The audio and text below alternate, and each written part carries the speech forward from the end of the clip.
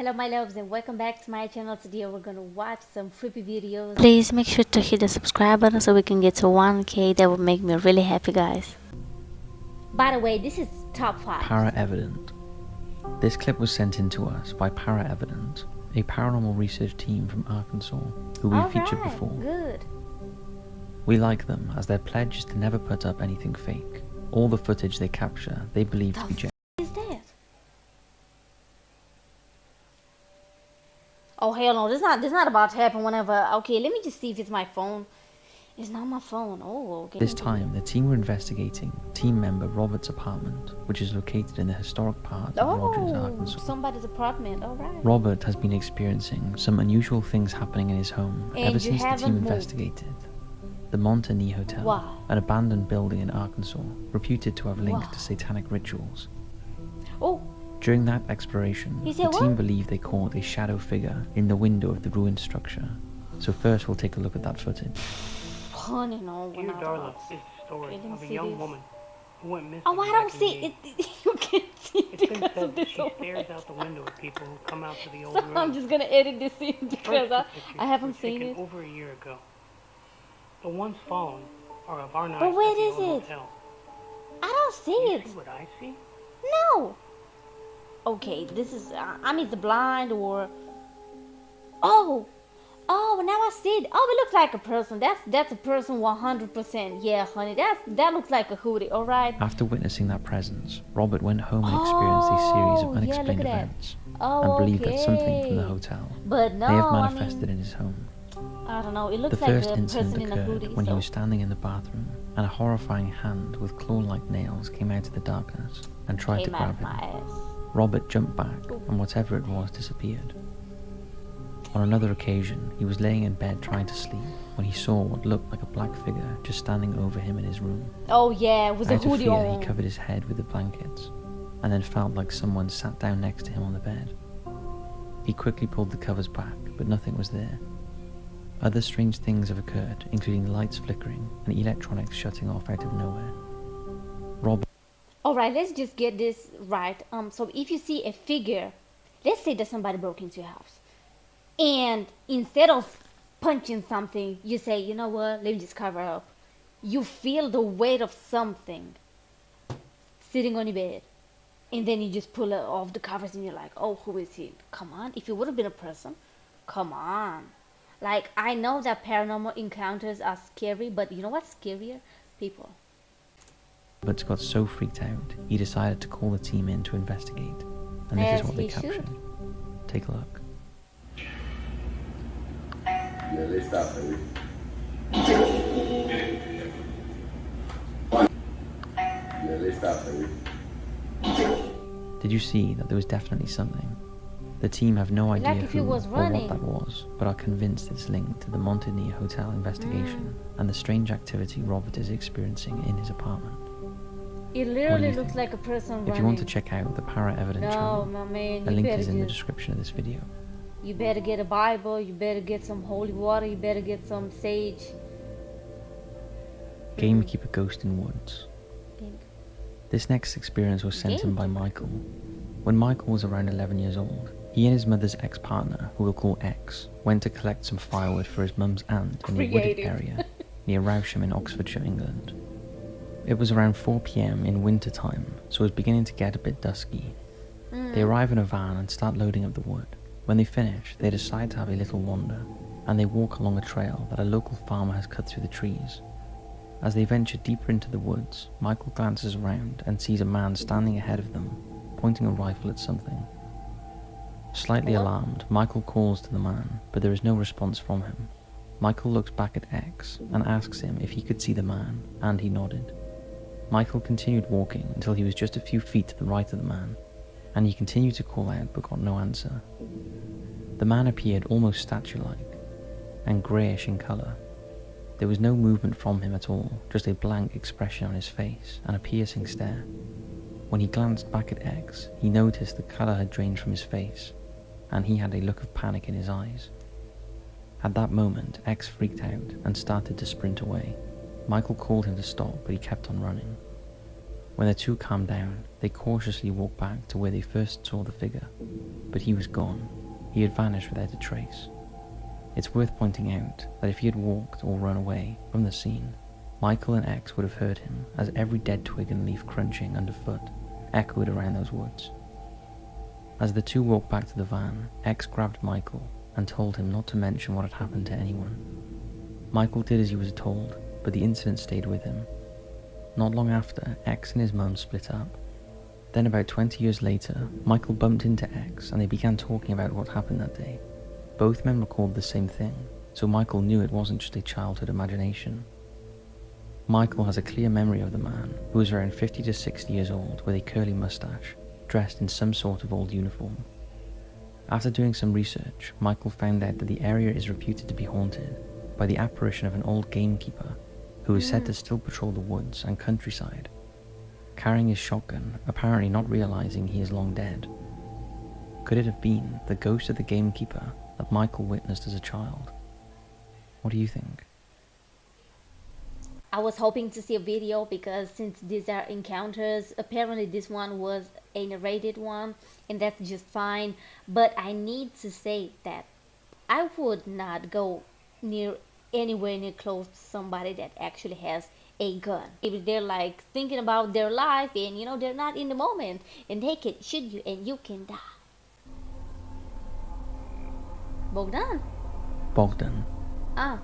Bogdan sent in this next photo. He lives in Transylvania in Romania.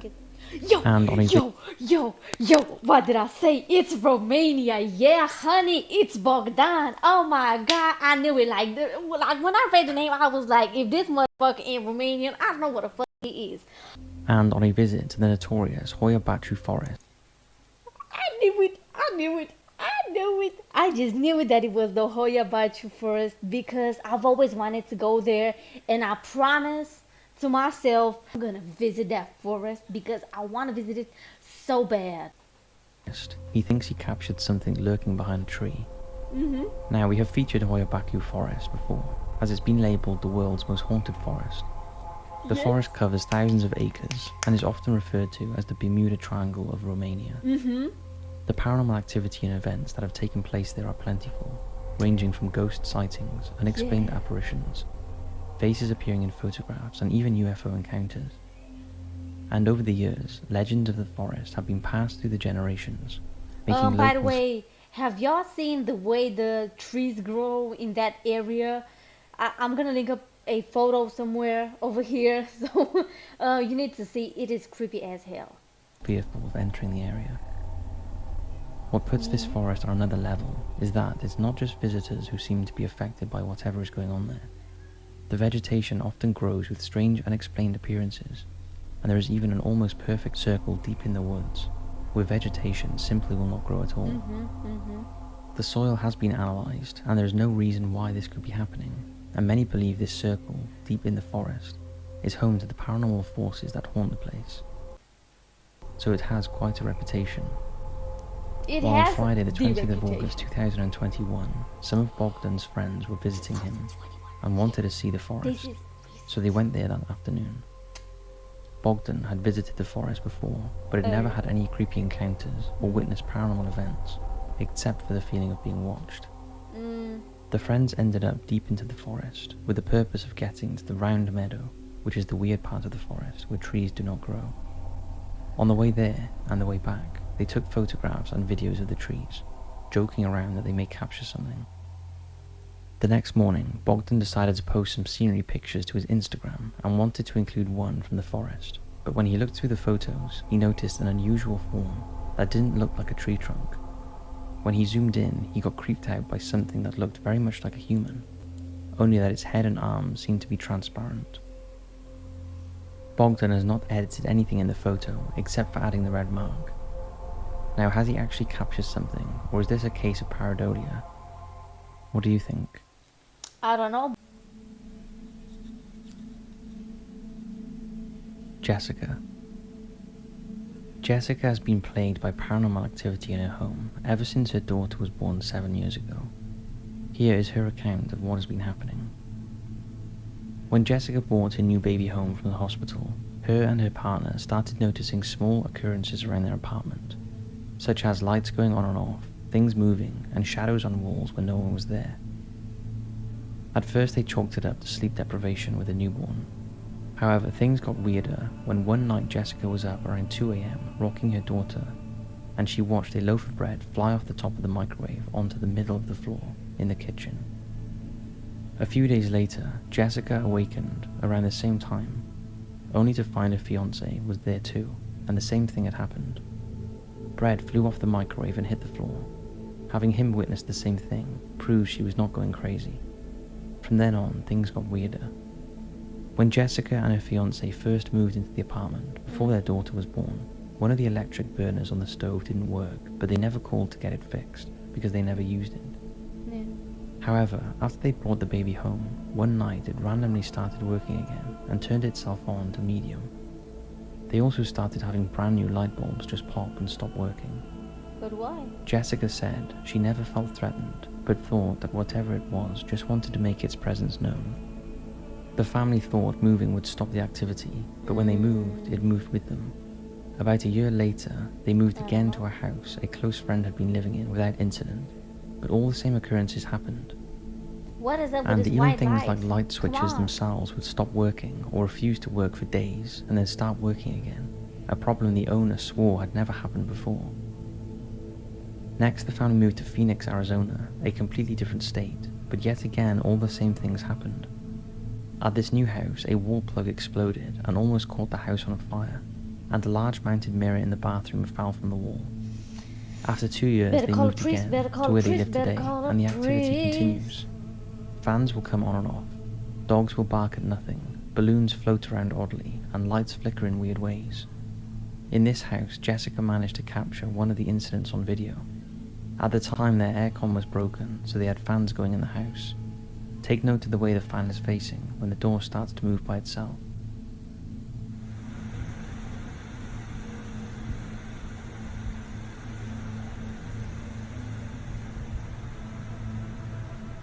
Pretty weird. Jessica and her family have no idea what has followed them since the birth of their daughter 7 years ago. They didn't have any relatives pass away close to her birth, and Jessica did some research to see if someone died around the time she was born in the hospital, and wasn't able to confirm that either. To this day, the activity persists, although it is good to know they do not feel threatened, just perplexed as to what is going on. So you almost caught on fire because something exploded in the house because of this ghost, of this entity, and you don't feel threatened. That's not good. If any of you have experienced anything similar or have any answers for the family, I don't I'm want sure they to. would I don't greatly want appreciate to. it. I don't want to. Not my thing. Creepy Gerald mask. When Rob was a child, he owned a mask which he believed was haunted or otherwise sentient in some way. When he was 6 years Why? old, his school day began with an announcement from his teacher that his class were going to put on a play for the school at the end of the week, telling the story of a popular children's book at the time, Giraffes Can't Dance by Giles Andre. Rob was chosen for the role of the giraffe, Gerald, and the class set to work that morning making masks for their roles. These masks were cardboard headbands with the animals' faces attached, and Rob's was a cute, nervous-looking giraffe face with 2 wide eyes. This is the character portrayed in Rob's mask.